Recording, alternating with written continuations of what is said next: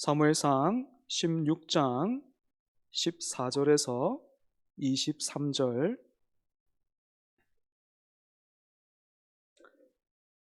살아계신 하나님의 말씀입니다. 마음을 열고 또 사모함으로 잘 들으시기 바랍니다. 제가 봉독하겠습니다. 여호와의 영이 사울에게서 떠나고 여호와께서 부리시는 악령이 그를 번뇌하게 한지라. 사울의 신하들이 그에게 이르되, 보소서, 하나님께서 부리시는 악령이 왕을 번뇌하게 하온즉 원하건대 우리 주께서는 당신 앞에서 모시는 신하들에게 명령하여 수금을 잘 타는 사람을 구하게 하소서. 하나님께서 부리시는 악령이 왕에게 이를 때에 그가 손으로 타면 왕이 나으시리이다 하는지라. 사울이 신하에게 이르되, 나를 위하여 잘 타는 사람을 구하여 내게로 데려오라 하니, 소년 중 한 사람이 대답하여 이르되, 내가 베들레헴 사람 이새의 아들을 본즉 수금을 탈 줄 알고 용기와 무용과 구변이 있는 준수한 자라. 여호와께서 그와 함께 계시더이다 하더라.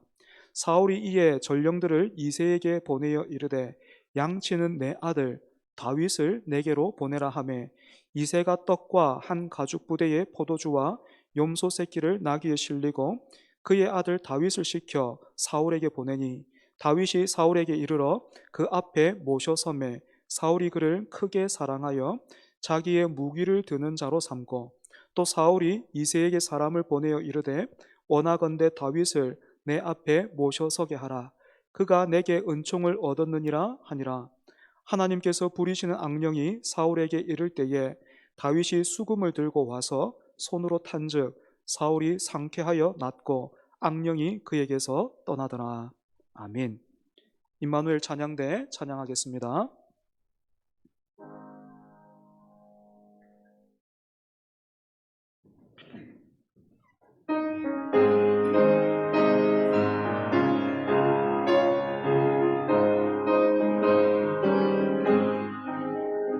주의 진리 위에 십자가 봉기 발을 높이 들고서 주의 군사 되어 영맹스럽게 찬송하며 나가세. 원수들이 비록 강할지라도 주의 군기 붙잡고 주의 진리 위해 용기 다하여 분발하여 싸우세. 나가세 나가세 나가 주 예수만을 위하여 목숨까지도 바치고 싸움터로 나가세.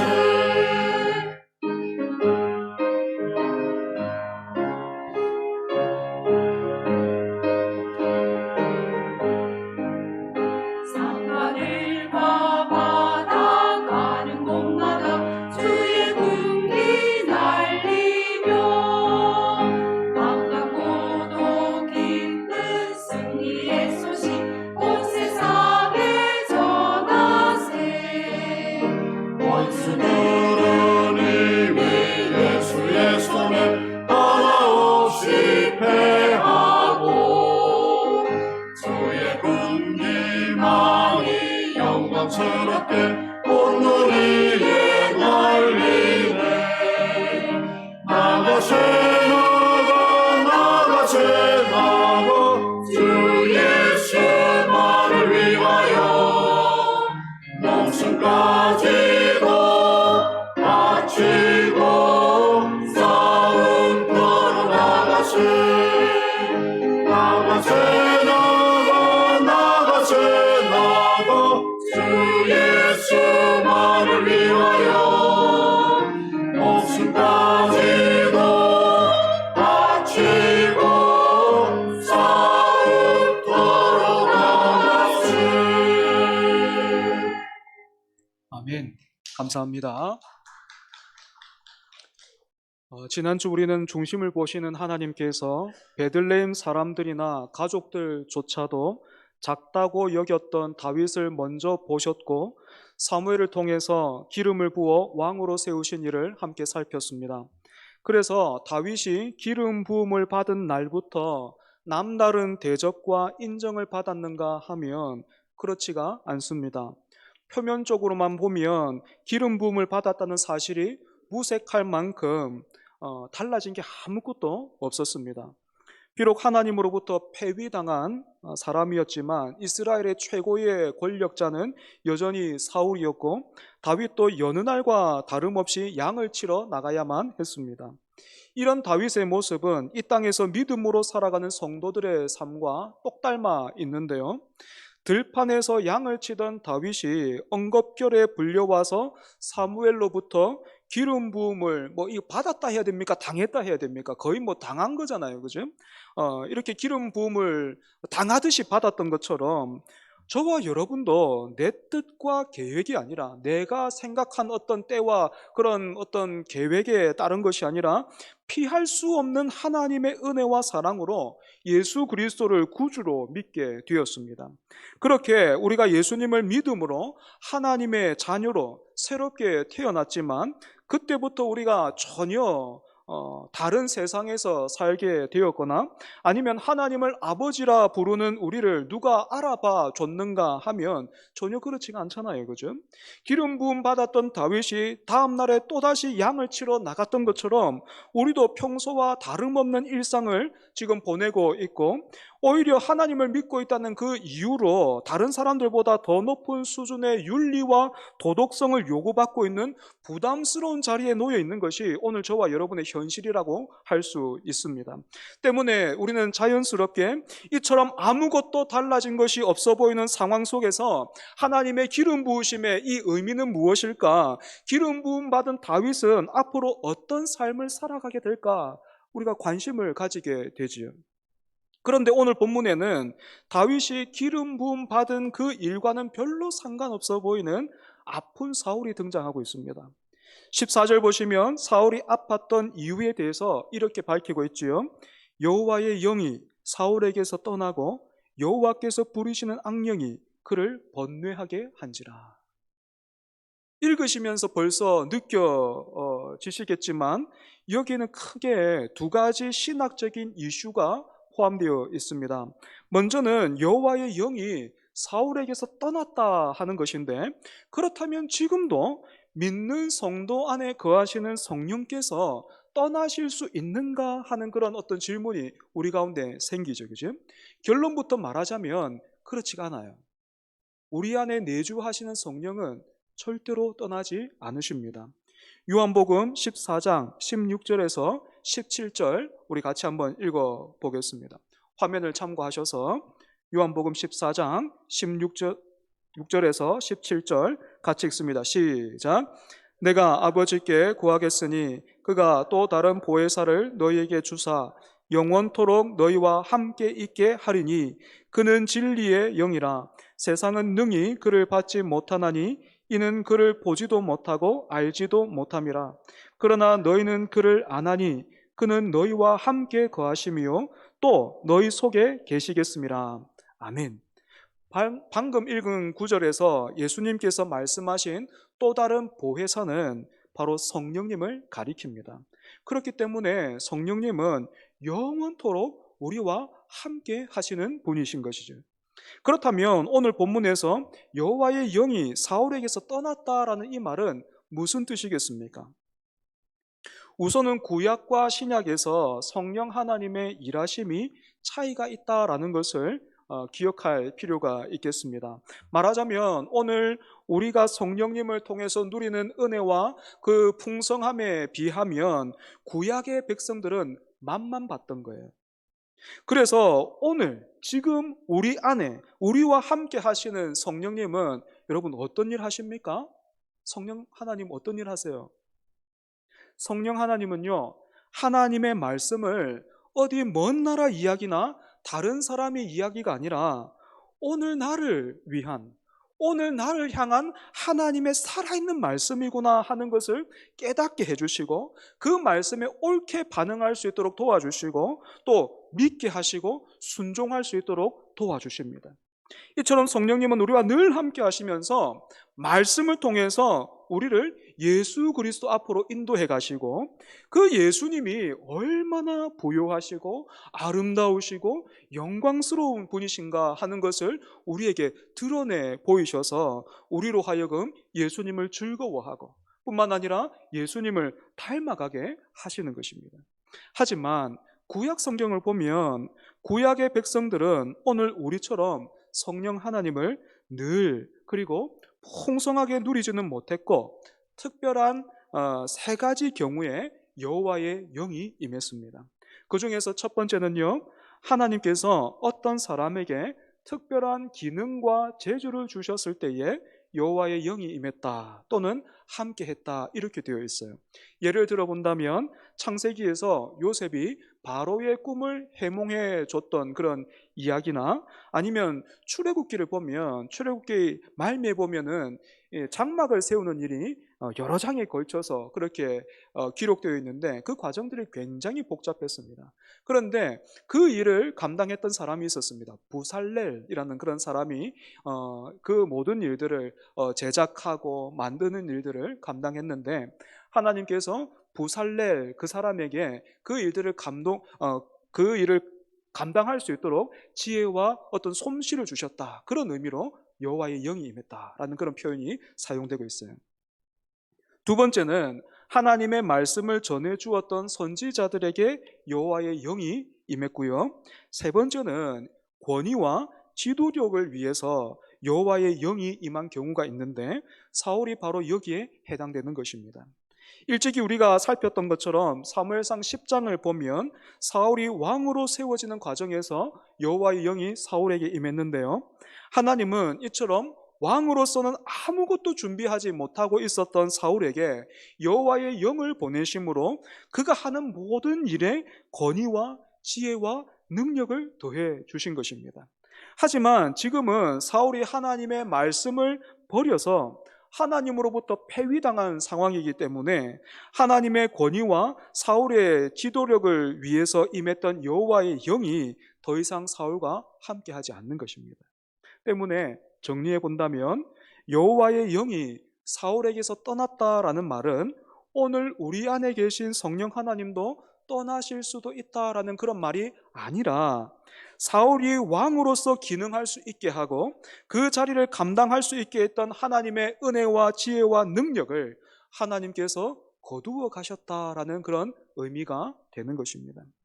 이제 14절이 말하는 두 번째 신학적인 이슈로 넘어가 보자면 첫 번째 주제보다 훨씬 더 좀 복잡해집니다.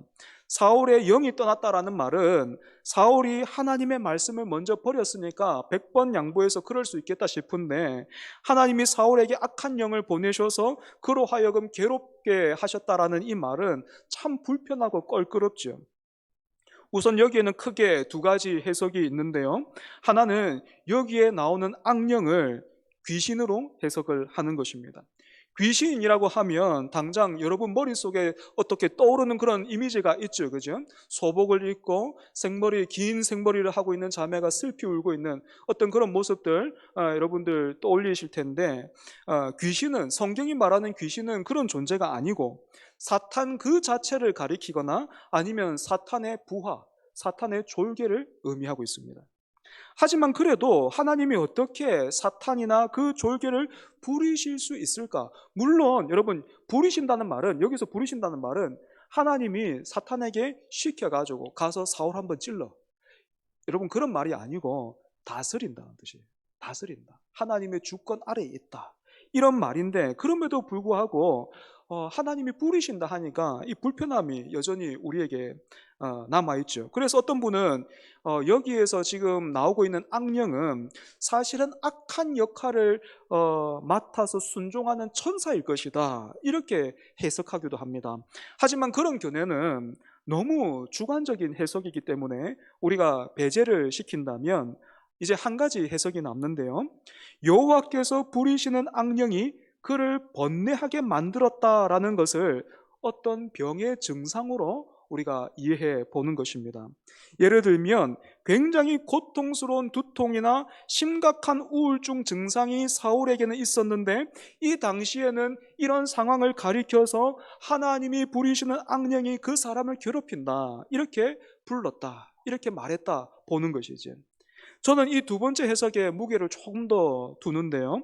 왜냐하면 하나님께서 부리시는 악령이 사울을 괴롭혔다라는 이 말을 문자 그대로만 우리가 쉽게 다시 한번 표현해 본다면 귀신에 들렸다라는 이런 말이 되는데, 15절과 16절 보면 사울의 신하들도요, 왕에게 이런 표현을 사용하고 있다라는 것입니다.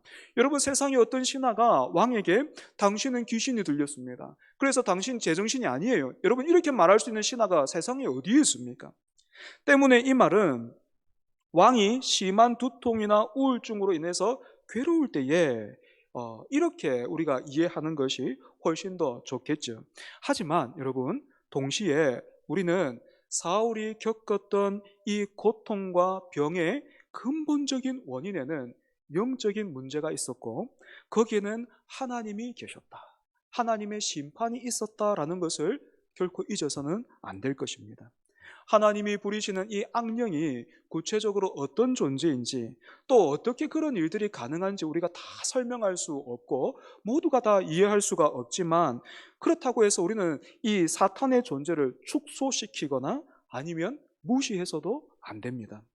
마가복음을 보면요, 예수님도 밭의 비유에서 길가에 뿌려진 씨를 두고 곧 말씀을 들었을 때에 사탄이 즉시 와서 그들에게 뿌려진 말씀을 빼앗아 간 것이다, 그렇게 풀어주셨습니다. 때문에 여러분, 저와 여러분에게 있어서, 오늘 우리에게 있어서 가장 치열한 영적인 전쟁터가 있다면 언제 어디겠습니까? 가장 치열한 영적인 전쟁터. 우리가 지난 일주일도 만만치 않은 어떤 그런 시간을 보냈지만, 우리가 예배로 모인 오늘 바로 이 자리, 그리고 여러분들이 기도하고 말씀을 펴서 묵상하는 바로 그 시간에 가장 영적으로 치열한 전쟁이 일어나는 겁니다.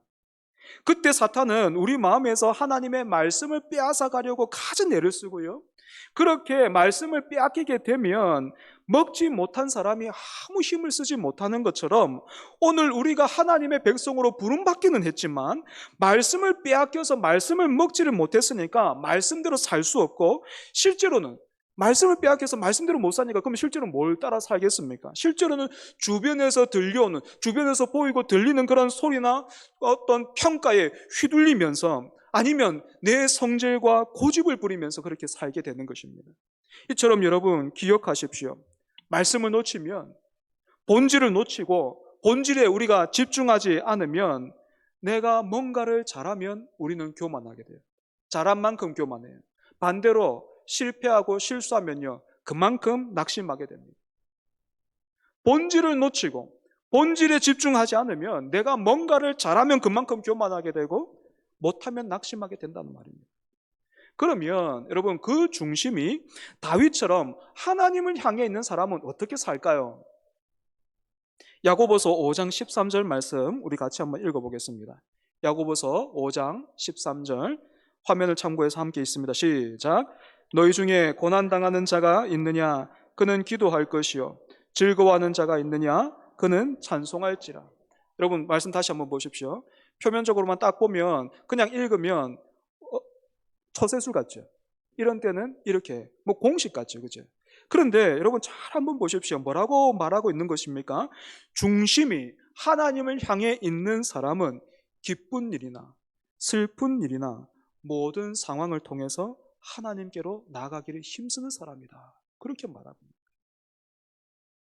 하지만 여호와의 영이 떠나버린 사울은, 지금 사울의 중심은 텅 비어 있어요. 그러니 여러분, 이 마음이요, 내 마음이라고 해도 이게 내 마음대로 내 뜻대로 안 되는 거예요. 내 마음이라고 해서 여러분 마음이 여러분 뜻대로 됩니까? 내 마음의 주인이 정말로 내 자신이던가요? 걱정과 두려움과 불안의 골이 깊어질 때면 그냥 한없이 내리막길을 걷게 되는 겁니다.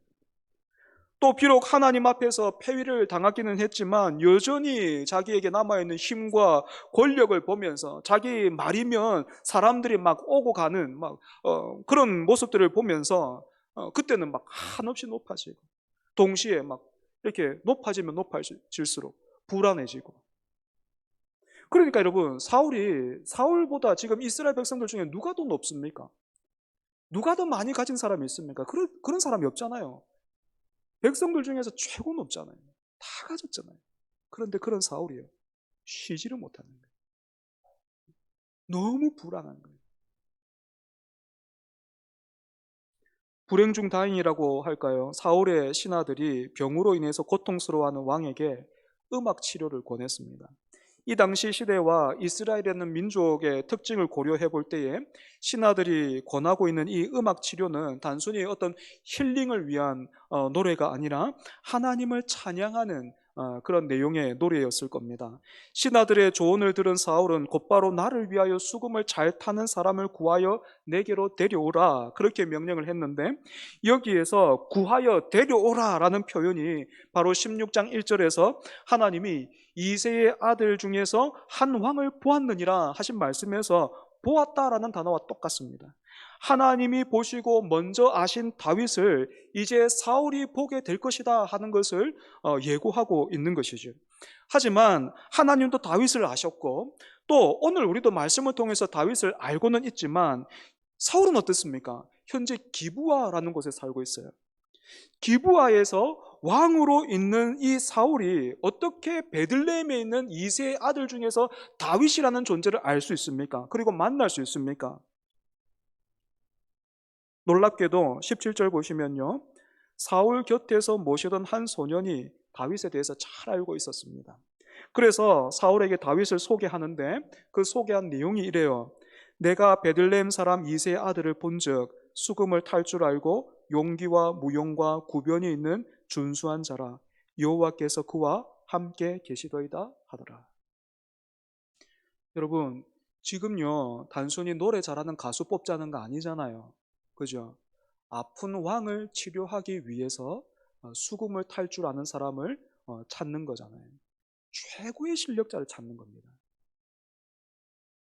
때문에 신하들도 왕에게 아무나 추천할 수 없었을 것이고, 어쩌면 자신의 그 추천에 자기 목숨을 걸어야 할지도 모르는데, 여러분, 이름도 기록되지 않은 이 사울을 섬기고 있던, 아마 최측근이기는 했겠지만 이 소년이 사울에게 다윗을 소개하는 내용을 한번 보십시오.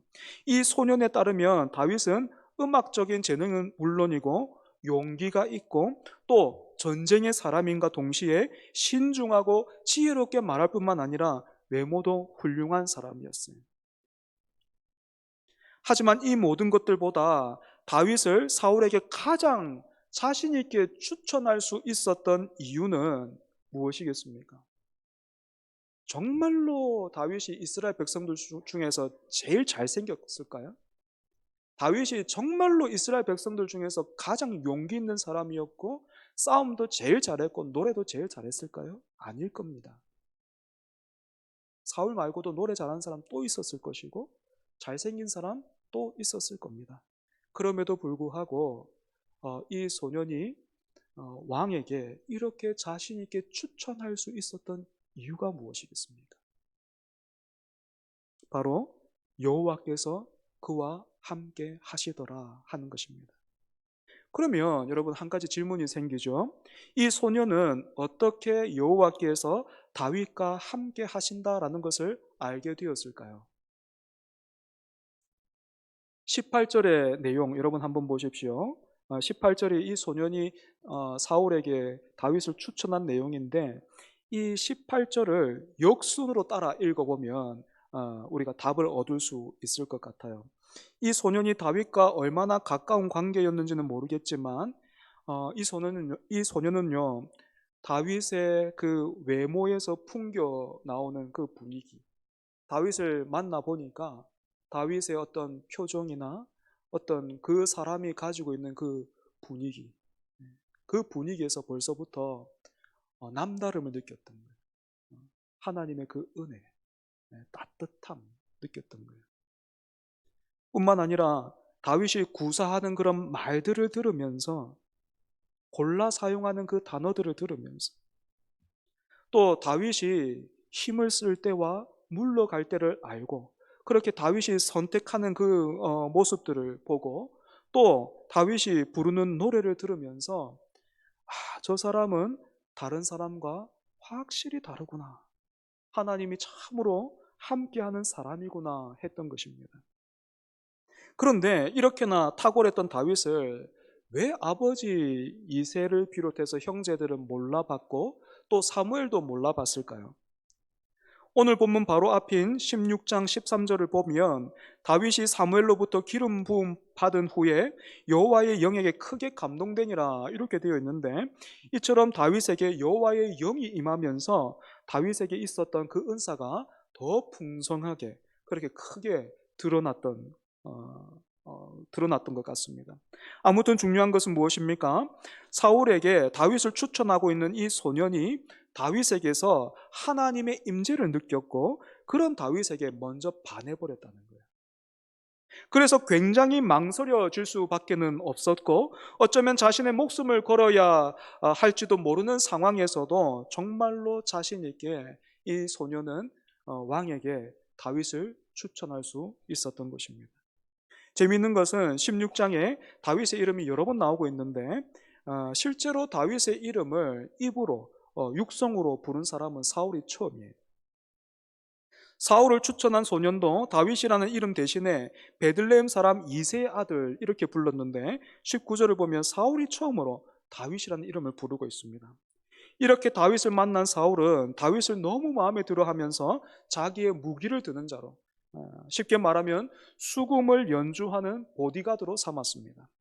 이처럼 하나님 앞에 폐위된 왕 사울이 새롭게 기름 부음 받은 다윗의 이름을 먼저 부르면서 자기 곁으로 불러들였던 거예요.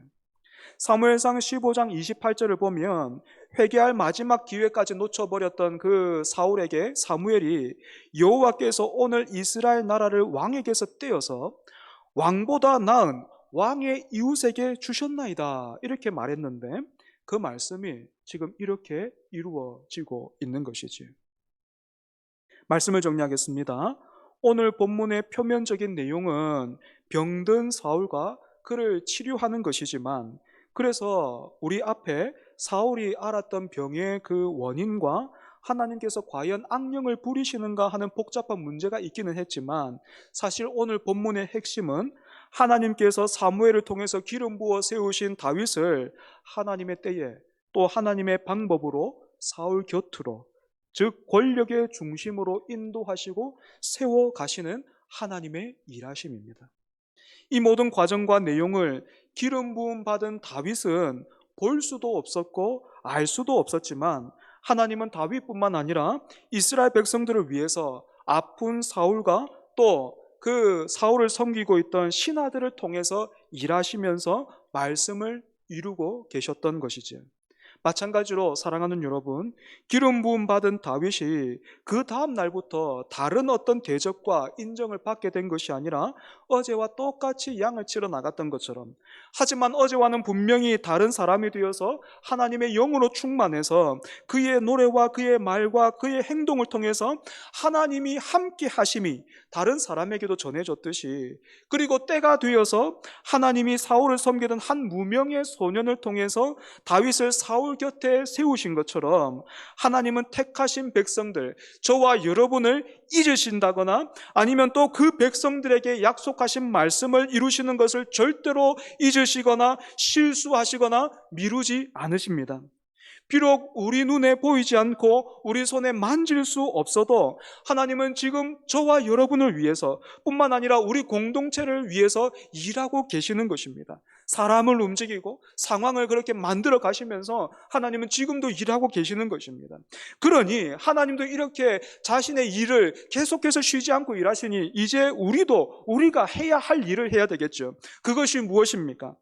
구약의 백성들보다 오늘 우리가 받은 그 은혜가 더 크고 풍성하니까 우리 안에 거하시는 성령 하나님을 힘입고 또한 의지해서 중심을 다해서 하나님을 사랑하는 것입니다. 그래서 간절히 원하기는 하나님의 때에 하나님의 방법으로, 그래서 누군가가 우리 공동체, 우리 교회를 떠올리고 또 저와 여러분을 누군가에게 소개할 때에 뿐만 아니라 제 간절한 소원 중에 하나가 그겁니다. 제가 먼저 하나님 앞에 부름받았을 때에 우리 아이들이 아빠를 기억하면서 우리 아빠는 그냥 집에서 누워 있었어요, 뭐 이렇게 말하는 것보다 우리 아빠는 하나님 정말 사랑했어요. 말씀의 사람이었어요. 기도의 사람이었어요. 그렇게 기억된다면 얼마나 좋을까.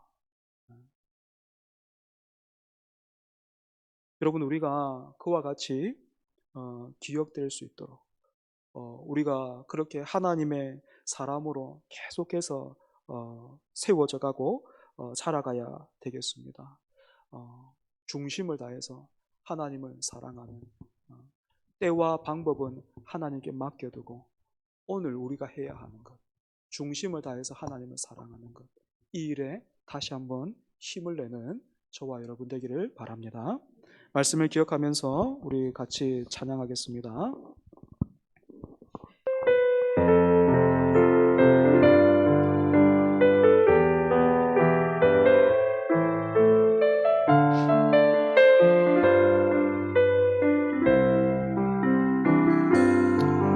날이 저물어 갈 때, 빈들에서 걸을 때, 그때가 하나님의 때.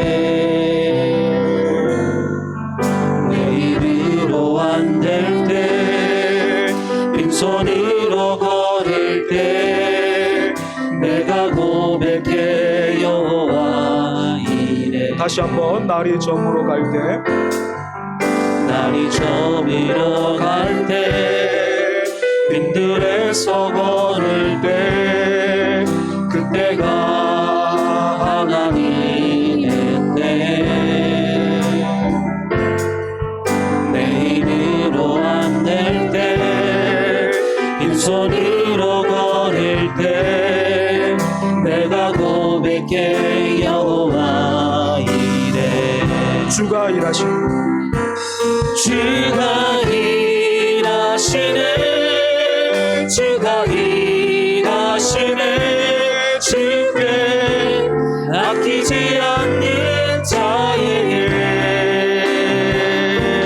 주가 일하시네, 주가 일하시네, 신뢰하며 걷는 자에게. 우리 모인 이곳에 주님 함께 계시네. 우리 모인 이곳에 주님 함께 계시네. 누리네 아버지네. 적은 떡과 물고기 내 모든 걸 드릴 때, 모든 고백해 여호와. 다시 한번, 우리 모인 이곳에 주님 함께 계시네. 우리 모인 이곳에 주님 함께 계시네. 누리네 아버지네. 적은 떡과 물고기 내 모든 걸 드릴 때, 모두 고백해 여호와 이래. 주가 일하시네. 주가 일하시네, 주가 일하시네, 주께 아끼지 않는 자에게. 주가 일하시네, 주가 일하시네, 신뢰하며 걷는 자에게. 주가 일하시네. 주가 일하시네, 주가 일하시네, 주께 아끼지 않는 자에게. 주가 일하시네, 주가 일하시네, 신뢰하며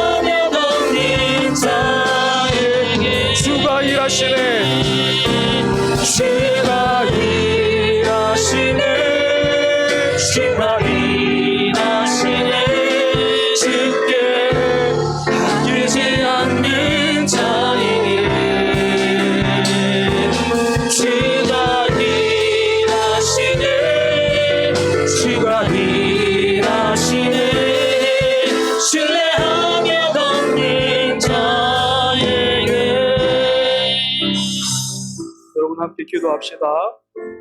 기름 부음 받았지만 다시 그 다음날 양을 치러 나갔던 그 다윗을 여러분 다시 한번 기억하십시오. 기름 부음 받았지만 여전히 그 권력을 쥐고 있었던 것은 사울이었음을 기억하십시오. 그 아래에서 그 다윗이 어떻게 살아갔는지, 하나님이 그 삶을 어떻게 붙드셨는지 여러분 잘 기억하십시오. 기름 부음 받았다고 해서 다윗이 그때와 어떤 자신을 드러낼 방법과 수단을 강구한 것이 아니라 여러분 어떻게 살았다고요? 여호와께서 그와 함께 하심이라. 그 하나님의 은혜를 누리면서 그 일상에 그 자기에게 허락된 그 삶에서 최선을 다했습니다. 그때에 하나님의 때가 되어서 하나님의 방법으로 그런 다윗을 올리시는 거예요. 다윗을 사울 곁으로 그렇게 인도하시는 것입니다. 여러분 마찬가지입니다. 하나님이 지금도 우리를 위해서 보이지 않고요, 만질 수 없지만 일하고 계십니다. 그러니 여러분 우리가 어떻게 해야 되겠습니까? 오늘의 최선을 다해야 되죠. 지금 주신 은혜를 따라서 최선을 다해야 되죠. 우리 교회에 여러분 때가 언제입니까? 저 포스코 저 아파트가 들어오면 그 사람들 입주가 시작되면 우리 교회 때가 시작되는 겁니까? 여러분 절대로 그렇지 않습니다. 오늘 우리가 하나님을 사랑해야 돼요. 오늘 우리가 하나님을 사랑해야 합니다. 그렇지 않으면요, 우리는 그 사람들을 향해서 그 사람들을 꼬시려고 할 거예요. 꿰려고 할 거예요. 연기를 할 겁니다. 여러분 그렇게 되면 안 되지 않습니까?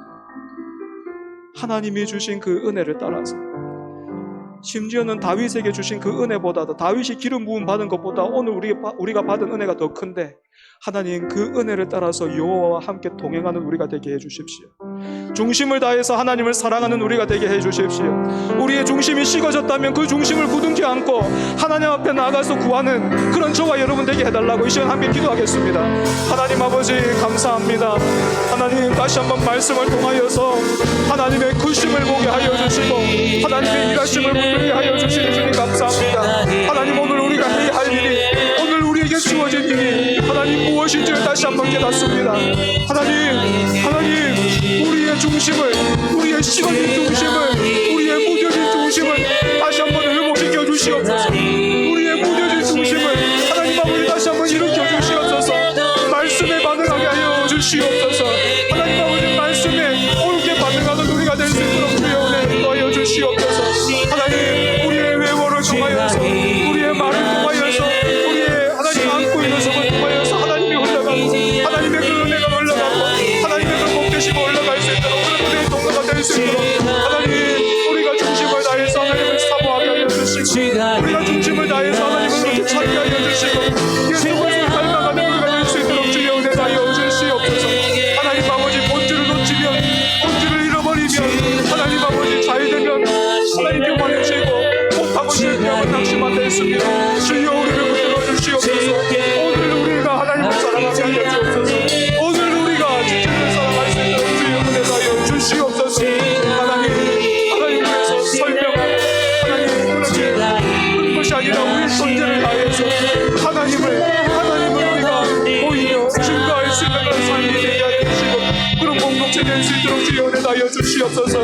하나님 아버지 우리를 붙들어 주시고 우리를 긍휼히 여겨 주시옵소서. 주의 말씀에 반응할 수 있는 우리가 될 수 있도록 하나님 도와주시옵소서. 우리의 중심을 하나님 새롭게 하여 주시옵소서. 아버지 우리를 새롭게 하여 주시고 성령의 충만함을 허락하여 주시옵소서.